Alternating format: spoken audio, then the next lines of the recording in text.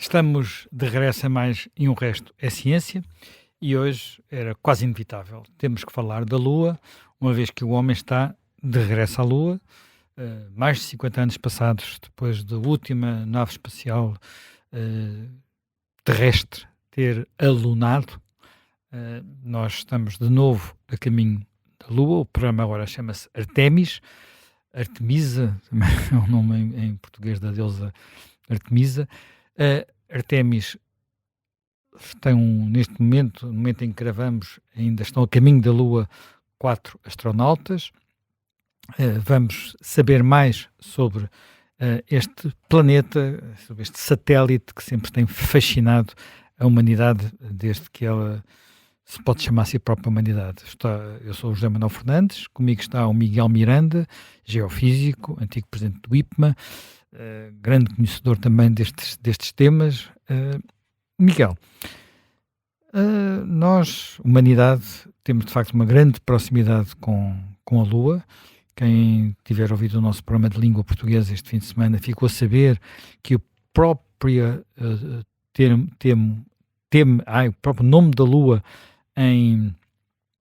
na nossa língua tem a ver também com mês, e em várias línguas é assim. Por exemplo, é mais óbvio em inglês. Em inglês é moon e month, portanto a origem é mais próxima, o que de facto é um sinal de que os ritmos do calendário têm andado ao ritmo da Lua praticamente desde que a humanidade se conhece. Não terá sido praticamente sempre assim, pelo menos desde que nós temos noção desse facto, e há inclusivamente achados arqueológicos que mostram uma espécie de calendário lunar com um achado com 26 mil anos em França. A Lua, apesar disso tudo, é um ilustre desconhecido até há muito pouco tempo.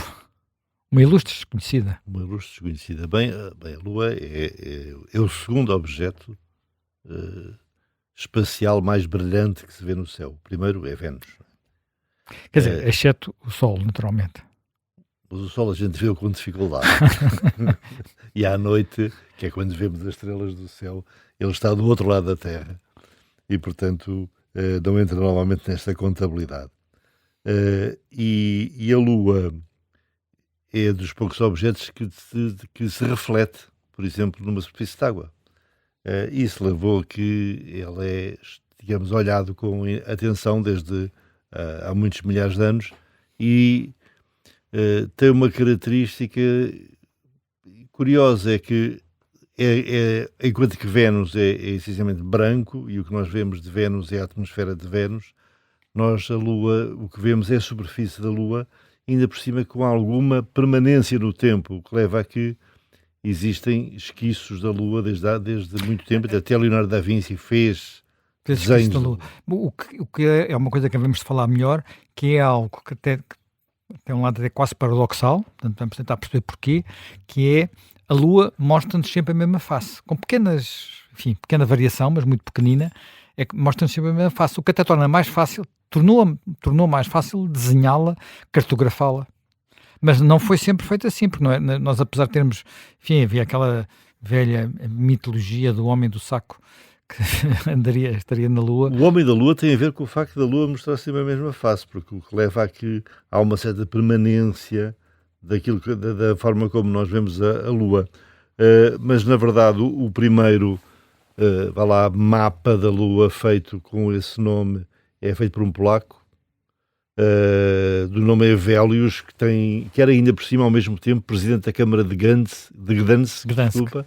Repara um tempo em que os presidentes da Câmara eram astrónomos amadores, portanto muito longe de... Bem, Gdansk, nós temos a ideia que Gdansk é uma cidade portuária, industrial, polaca, o que é verdade, mas além disso é uma cidade asiática e, portanto, uma cidade que tinha uma vida económica e cultural poderosíssima no século XVII, e aberto ao mundo, e portanto ele era topógrafo, e tentou aplicar a topografia à... Gdansk não são só os estaleiros Lenin, os antigos estaleiros Lenin do Leste Valessa, é também uma cidade com uma catedral lindíssima, com ruas muito bonitas também. E portanto ele vai partir do ponto em que tinha deixado o de Galileu, não é? Que tinha aperfeiçoado um pouco o telescópio e usando um instrumento capaz de ampliar a imagem, as fontes dividem-se entre 20 e 30 vezes, começou a tentar olhar para as diferentes áreas escuras e claras da Lua,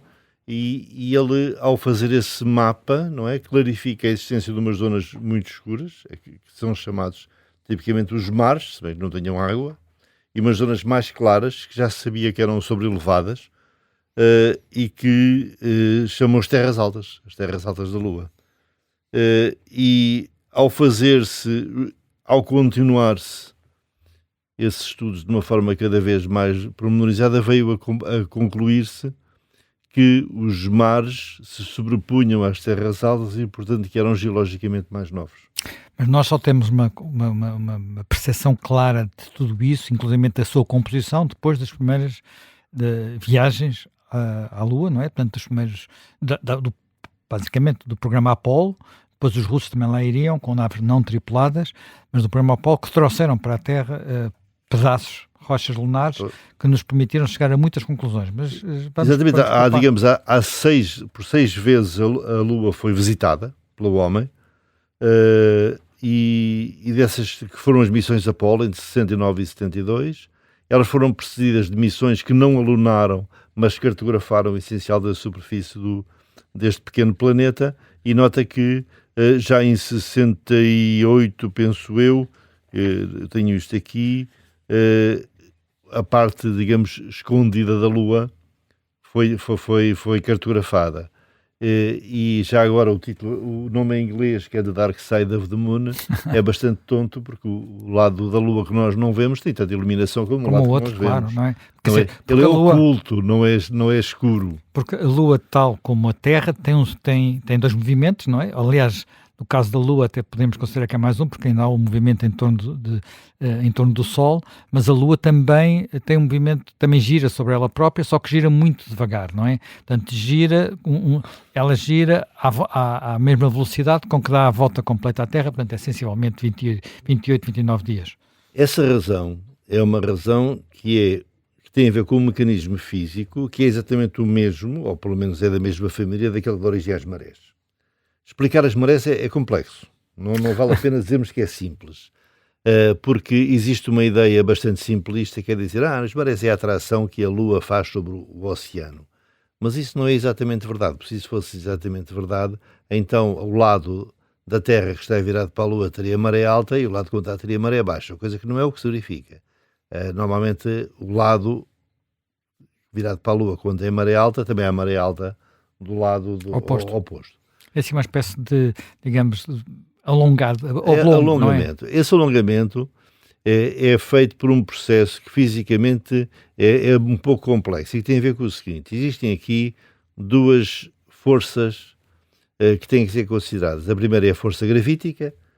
Como sabem, a lei da gravidade, como costumam dizer, é das poucas leis que é aplicada, por exemplo, em Portugal, de uma forma bastante sistemática, e a única que é cumprida pelas pessoas sem reclamar.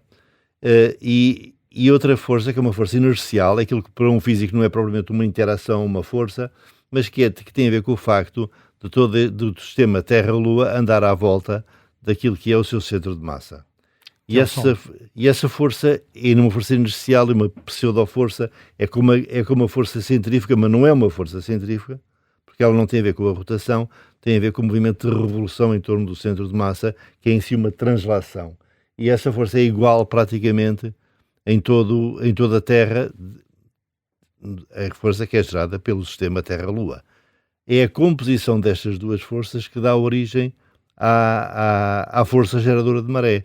E, por exemplo, se querem pensar-se isso, de um lado e do outro da Terra, quando a Lua está numa determinada posição, nós temos uma força gravitacional da Lua, que é mais importante do lado que está virado para a Lua que do outro, por uma razão que tem a ver com a distância, porque a força gravítica cai com o quadrado da distância, mas a força inercial tem praticamente o mesmo valor, e a composição das duas faz com que, na verdade, a força geradora de maré é para fora dos dois lados. Mas isso tem outro efeito, e esse efeito é um efeito sobre a velocidade de rotação da Terra. Porque a Terra, em princípio, se não fosse isso, devia ter uma velocidade de rotação desde o princípio dos tempos.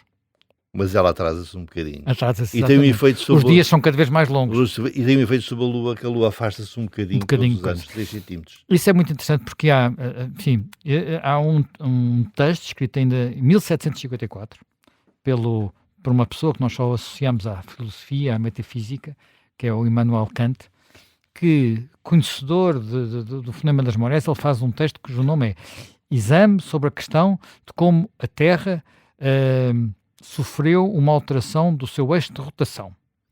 E esse texto do Kant é um texto que tem uma ideia sobre este sistema Terra-Lua. Isto já vem a partir dos cálculos do Kepler e também do Newton, portanto ele também tinha feito isso, e ele estabelece uma ideia de que o Sol e os planetas têm origem num ambiente caótico de gases que depois se condensaram, o que é extraordinário porque na altura não havia nenhuma ideia que permitisse chegar até aqui. E esta ideia sobre a origem da Lua, não sendo exata, tem uma parte de verdade, não é? Portanto, curiosamente, a outra pessoa que vai pegar neste mesmo tema, influenciado pelo seu pai, é um senhor chamado George Darwin, como se está a imaginar, era filho do Darwin, que também pega no tema das marés e como as marés podiam ter influenciado a evolução da biológica, o que é verdade, mais tarde nós hoje sabemos que é verdade. Ele elabora uma teoria que tem também uma parte de verdade, e essa teoria de que a Lua saiu da Terra. A Lua separou-se da Terra e a prova disso seria o facto de haver o Oceano Pacífico, que é uma zona gigante, sem nenhum continente, e portanto seria uma espécie de cicatriz ou buraco da saída da Lua. Nós hoje sabemos que não é bem assim. Não é verdade. Não é verdade, quer dizer, que não mas há a ideia que de alguma forma Lua e Terra tiveram uma origem parecida, e por isso nós temos agora um terceiro planeta que já não existe, falamos como pai da Lua, ou mãe da Lua. Ou mãe da Lua, que é a Teia, não é? Que é a Teia. Então, mas voltando um bocadinho atrás, a força geradora de maré que dá as marés influencia também a Lua. Influencia a Lua, ou seja, a maré que a Terra faz na Lua, exatamente devido àquilo que chamam alguns autores a divergência da gravidade. Ou seja, a força da gravidade na parte do material da Lua que está mais perto da Terra é mais alta do que aquela da parte da Lua que está mais longe da Terra. Isso faz com que haja uma tendência ao longo do tempo para que a Lua volte sempre a mesma face para a Terra, porque ela é mais atraída do que a outra face. Portanto, no fundo, o que estás a dizer é como se fosse um bocadinho mais densa, mais pesada. Exatamente. Mas, na verdade, notem bem que esta combinação, que eu há bocado tentei sem um quadro, sabe? Explicar-se um assunto sem quadro é sempre difícil. Sobretudo para quem tem porque tem o vício do giz, não é? e, portanto, na verdade, o que se passa é que há combinações entre dois planetas que estão ligados um ao outro, em que esta diferença é muito significativa. Na verdade, já expliquei, não é bem a diferença, é a soma da força inercial, pseudo-força inercial, com a força gravítica. E, por exemplo, o conjunto Terra-Lua, tal como o conjunto Plutão-Caronte, por exemplo, está nestas condições. São planetas, são satélites que são bastante volumosos, estão razoavelmente perto do seu satélite pai, já que a outra é a mãe, deixem-me lá este ser o pai, e que, devido a essa proximidade e a essa comparabilidade das massas, se consegue ter uma situação estável em que a mesma face, ou seja, em que a rotação e a translação são síncronas. Repara, por exemplo, que não é o que se passa, por exemplo, com o Mercúrio e o Sol. O Mercúrio é muito mais pequeno que o Sol e, portanto, não está este tema, são 2:3. Pronto, não vamos agora falar disso, mas voltamos à questão da Lua, em que as missões vão à Lua, conseguem recuperar quase 400 quilos de rochas lunares e, quando chegam à Terra e são analisadas nos laboratórios, em particular da NASA, mas não só, chega à conclusão que existem, dois conjuntos de idades. Primeiro diz que as terras altas são antigas e têm idades, são neortositos, do ponto de vista geológico, e tem idades de perto dos 4 ponto qualquer coisa, 1000 milhões de anos. Os basaltos, que são as terras escuras, são basaltos como nós, os basaltos são escuros, são mais novos, têm cerca de 3.8, 3.9 mil milhões de anos, e portanto nós chegamos a esta situação que a Lua não tem rochas tão novas como nós temos na Terra, nos vulcões, nos Açores. Portanto, nós temos na Terra rochas novas, quer dizer, nós temos rochas que não sempre a ser formadas, Exatamente. rochas sedimentares, não é? Portanto, essas podem ser quase de ontem, não é? Mas depois temos as rochas, e temos de ontem mesmo, tudo o que resultar de fenómenos vulcânicos. O que sai do vulcão é recente.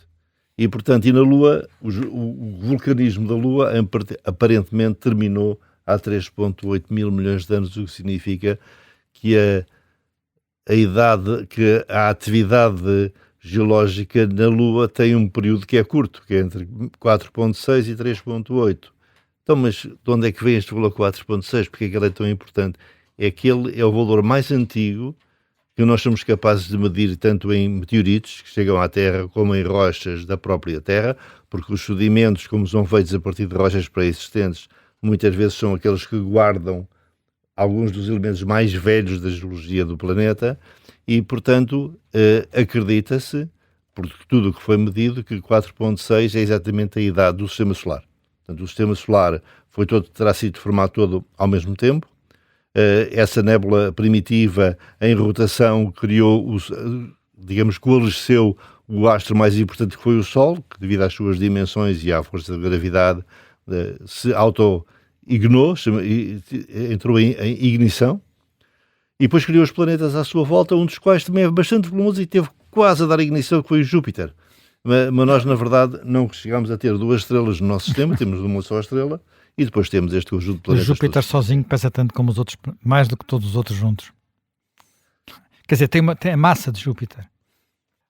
Bem, nós precisamos, entretanto, estamos em Júpiter e temos que voltar à Lua, mas também agora temos que interromper para o noticiário e regressamos dentro de alguns minutos.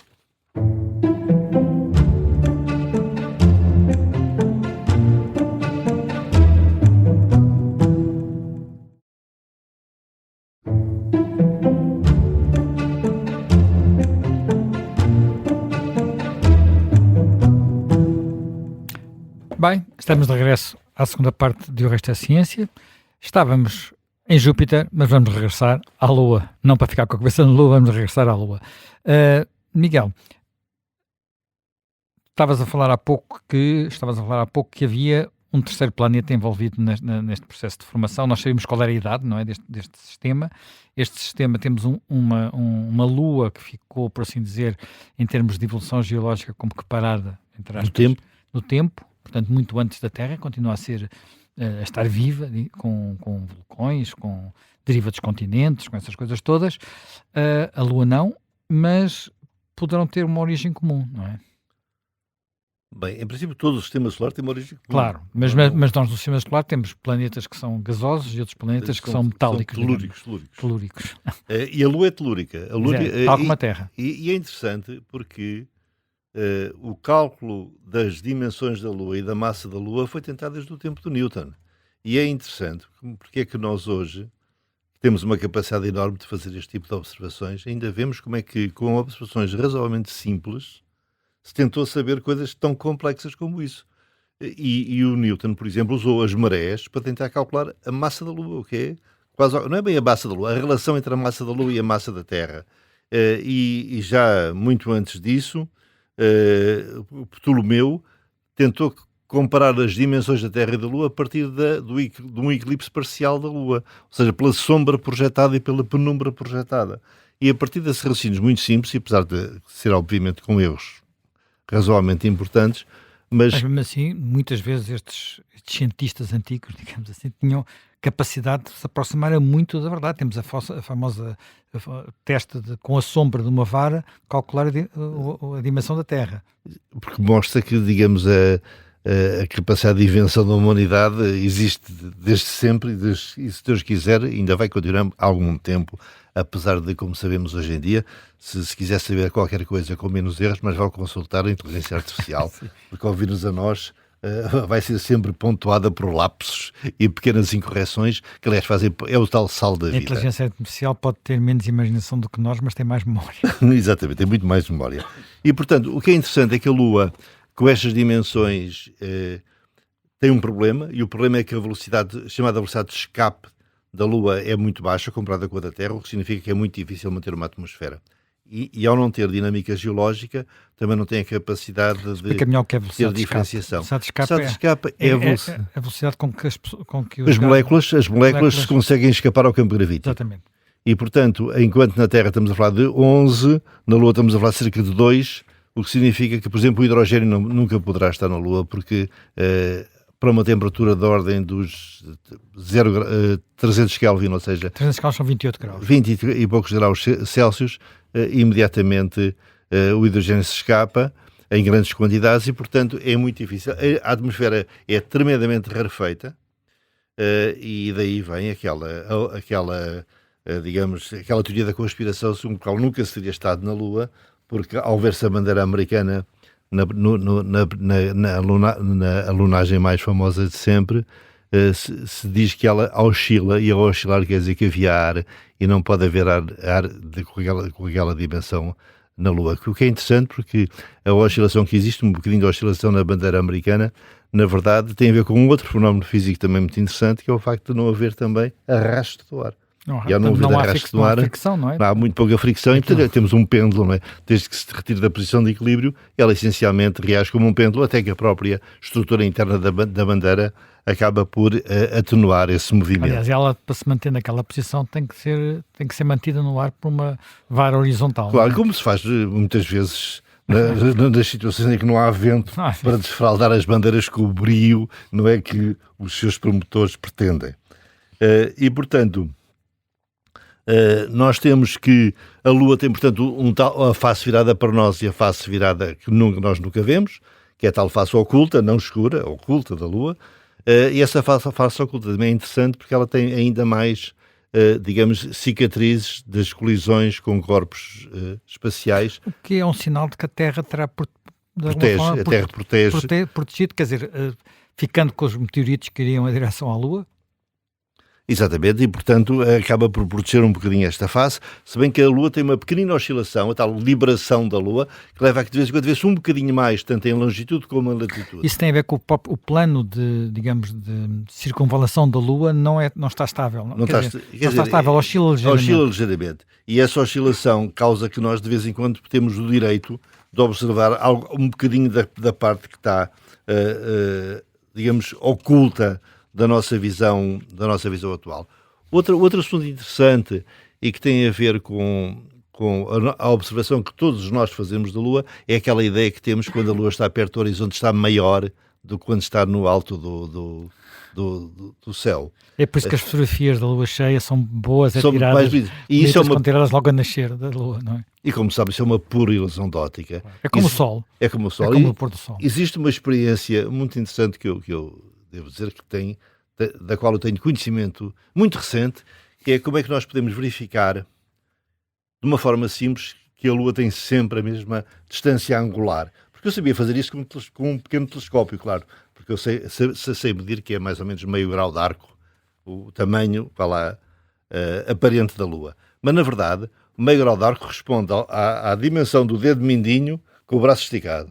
E, portanto, se nós esticarmos o braço e pusermos um dedo mindinho virado para a Lua, vemos que somos capazes de ter mais ou menos o tamanho da Lua, e se fizermos isso, apontando para o zénite, também devemos que ela mantém exatamente a mesma dimensão. E aprendi outra coisa muito ainda mais interessante, é que a mão fechada corresponde mais ou menos a 10 graus de arco, o que significa que se identificarmos a estrela polar e tivermos, 4 amigos que nos permitam ter pelo menos 10 mãos umas em cima das outras, ainda somos capazes, com um erro bem aceitável, de calcular a nossa latitude.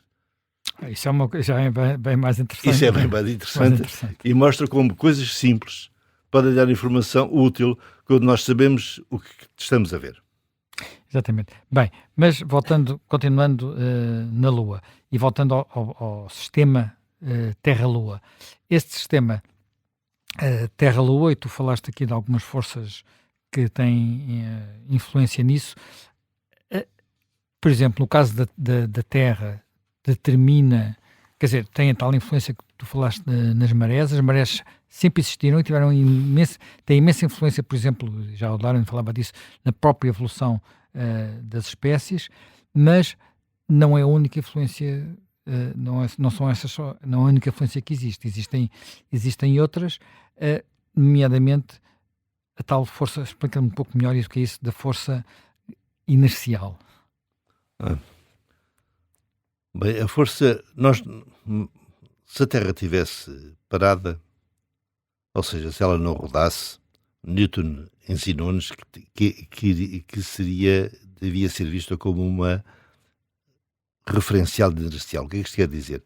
Que um corpo parado continua parado e que um corpo animado a uma certa velocidade mantém essa velocidade ao longo do tempo. Isso é que é um referencial inercial. Mas quando nós temos a Terra a andar à volta, já nada disso se verifica. Já falámos aqui, assim, numa das outras nossas conversas, da força de Coriolis, que é também uma força inercial, e a força científica... A força de Coriolis, só para quem não ouviu a conversa, tem que perceber o que é que a força de Coriolis tem a ver com sardinhas. É certo um tema que atrai. Mas isto tem que andar para trás e ver aquilo que a gente já falou. E nós agora, mas nós aqui, quando temos o sistema Terra-Lua, na verdade... tem um movimento que é não em torno do centro da Terra nem do centro da Lua, mas em torno do centro de massa conjunto Terra-Lua. Como a Lua tem uma massa bastante elevada, esse centro está bastante desviado do centro geométrico da Terra. E esse movimento, que é um movimento translacional, é um movimento de revolução, também dá origem exatamente a uma outra força inercial, e essa outra força inercial é que tem a ver com a força geradora de maré quando ela se soma à força da gravidade. E é isso que leva a que os oceanos se movam e isso é que leva a Lua também a virar sempre a mesma face para nós. Mas notem que os oceanos movem-se, mas a Terra também faz ideia que o ciclo de maré também é um ciclo de maré terrestre. Sim, e o ciclo de maré terrestre em centímetros. É claro que não andamos por ele, mas ele existe. Mas ele existe. Porque os continentes estão a flutuar. Não, e porque isto tudo tem alguma, digamos, moleza. A Terra é achatada devido à sua rotação, não é? É a rotação que achata a Terra. Portanto, a Terra é, na dimensão do tempo geológico, soft. Ela só é dura quando nós estamos na nossa dimensão temporal. É como a água. Nós, quando damos um chapão, a água é sólida, não é? E quando entramos devagar na água, a água é líquida. Portanto, tudo isto tem a ver um bocadinho com as escalas de tempo. E estas escalas de tempo fazem com que toda a Terra se deforma em função da posição, essencialmente, da Lua e do Sol. Para um geofísico como eu sou, isso altera as medições de gravidade de forma suficientemente sensível para ter que ser corrigido. Por exemplo, quando se anda à procura de uma mina, coisa que já me aconteceu no meu passado distante, mas que ainda hoje se realiza. Aparentemente, existirá mais uma massa importante na zona da faixa piritosa, segundo ouvi dizer, e que, mais uma vez, é identificada parcialmente pelas alterações que faz no campo gravítico. Mas isso também, digamos, nós temos na composição da Terra e na composição da Lua, não temos informação sobre isso, possamos usar, mas temos na composição da Terra, tu falaste há pouco na faixa piritosa, estamos a falar de materiais ferrosos. E isso não devia estar à superfície, não é? Portanto, pela própria forma da formação, devia ter ido para o núcleo. Ir para o fundo, digamos assim, para a parte central, para aquilo que atrai os materiais mais pesados. E há de ir, porque o que mantém, na verdade, a dinâmica da tectónica de placas são os blocos que mergulham para o cemitério das placas, que será alguns entre a parte inferior do manto e a parte superior do núcleo. O ferro, uma boa parte do ferro da Terra já migrou para lá, por isso é que temos o núcleo de ferro. A Lua tem uma situação que é menos bem estabelecida, porque existe algum magnetismo muito fraco nas rochas da Lua.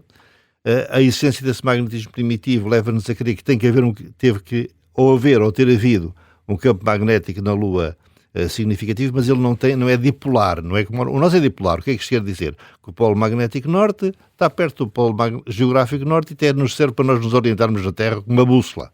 E serviu durante séculos para orientar toda a gente na Terra. Na Lua não há polos tão Na marcados. Lua não há bússolas que nos salvem. E, portanto, temos que ter digamos, orientações com outro tipo de estrutura. Mas esta questão da formação da Lua também tem que ser compreendida, que é um assunto que não está propriamente fechado. Não está fechado. Voltando um pouco atrás, por exemplo, há pouco eu referi a ideia do filho do Darwin, do George Darwin, de que a Lua teria saído do Oceano Pacífico. Nós hoje sabemos que não é assim. Mas sabemos, de alguma forma, algo que durante muito tempo não era claro, é que os materiais são os mesmos. Portanto, o material, quer dizer, com idades diferentes, mas nós sabemos, por exemplo, que a semivida de um material radioativo da Lua é idêntico ao da Terra, o que quer dizer que ele tem a mesma idade, não é? Ele tem a mesma idade e mais, sabemos que em termos de densidade, a densidade da Lua é semelhante à de Marte, penso eu, ou seja, uma densidade de um planeta tipicamente rochoso ou telúrico, como se quiser chamar. Sabemos que ele tem que ter tido alguma diferenciação, porque tem que ter criado uma capacidade de fazer um campo magnético que influenciou as rochas à superfície, eu tinha que entrar noutra ótica, que é assim: sabemos que ele é mais homogéneo que a Terra e podemos saber isso pelo momento de inércia da Lua, mas não totalmente homogéneo, e portanto existe uma experiência que não é exatamente isto, mas que muitas vezes é evocada, que é como é que se distingue um ovo cru de um ovo cozido sem o partir, não é? E sabem que isso tem a ver com a relação que há entre a rotação que nós imprimimos com um momento de força e a forma como ele reage em termos de movimento. E se fizéssemos isso à Lua, veríamos que ela não estava muito longe de uma esfera homogénea. Mas está um bocadinho longe, e esse bocadinho leva a que tem que haver alguma diferenciação interna. A Terra, quando se formou, teve uma situação parecida, porque as placas que hoje nós falamos muito, as tais placas tectónicas ligadas aos sismos, não existiram sempre. E aparentemente há uma parte inicial da formação da Terra e da evolução da Terra em que havia uma única tampa, porque não tampa era... arrefecida, digamos assim. Diz? Uma tampa arrefecida. Uma tampa arrefecida exterior, e não havia propriamente dinâmica que conhecemos hoje. Como a passagem de um regime para o outro será tema de uma próxima conversa entre nós, mas tem a ver com a água e tem a ver com talvez episódios extremos digamos, de colisão entre corpos celestes. Pois, já que foste à colisão, vamos à tal origem novamente atrás e o ponto em que estão algumas dúvidas. Bem, a ideia é que no início terá havido um outro planeta, um outro corpo, que se chama Teia, que terá colidido com, chamam-lhe às vezes Terra 1.0, portanto não seria a Terra, seria um outro objeto celeste que ficava aqui mais ou menos onde nós estamos, neste local, em termos de relação com o Sol. A Teia andava por aí também não muito longe, terá chocado, e agora a dúvida é o que aconteceu depois. Portanto, havia uma tese, que era a tal tese, a tese que poderia ser, no choque, ter-se-ia solto a Lua, portanto teriam-se formado dois corpos. A outra é que esse choque teria sido tão cataclísmico que se teria formado uma nuvem de poeiras, não é? Portanto, e essa nuvem teria consolidado em dois corpos, a Terra e a Lua. E agora, enfim, nos últimos estudos mais recentes haverá simulações já de computadores que mostram que isso é possível. Portanto, estamos aqui mais próximo, curiosamente, da teoria do Kant do que da teoria do Charles Darwin, de a Lua a sair do Pacífico. É verdade, Zé Manuel, mas há uma coisa que eu não me posso esquecer. Eu, durante alguns anos, dei aulas de introdução à física da Terra, em que também me recorria a alguns destes exemplos dos planetas do Sistema Solar, porque, por vezes, é interessante fazer essa comparação para se perceber a diferença de comportamento. E ao longo dos anos eu tinha todos os anos que verificar exatamente o que é que se entendia sobre os movimentos da atmosfera de Júpiter ou da atmosfera de Vênus, porque tudo mudava muito, muito rapidamente. Os nossos colegas astrofísicos têm uma grande capacidade, felizmente, uma grande capacidade criativa que os leva a, com poucos dados, a tentar obter uma imagem o mais realista possível. Sabe, agora só um pequeno... Esta ideia que eu tinha quer dizer, a ideia que eu tinha não, eu quando comecei a pensar nisto lembrei-me de repente, mas a Lua não sai da Terra com assim separa-se da Terra, e tinha uma coisa na memória, que era um livro que li quando era miúdo, portanto, depois fui verificar, o livro é de 1963, e onde vinha dado como sendo uma das teorias mais plausíveis, precisamente a teoria do George Darwin, portanto, da Lua a sair do Pacífico. E eu pensei, mas isto que estranho, porque defender nesta altura que a Lua saía do Pacífico, porque o Pacífico é muito fundo, mas então não havia já a teoria da deriva dos continentes, porque o Wagner era princípio do século XIX.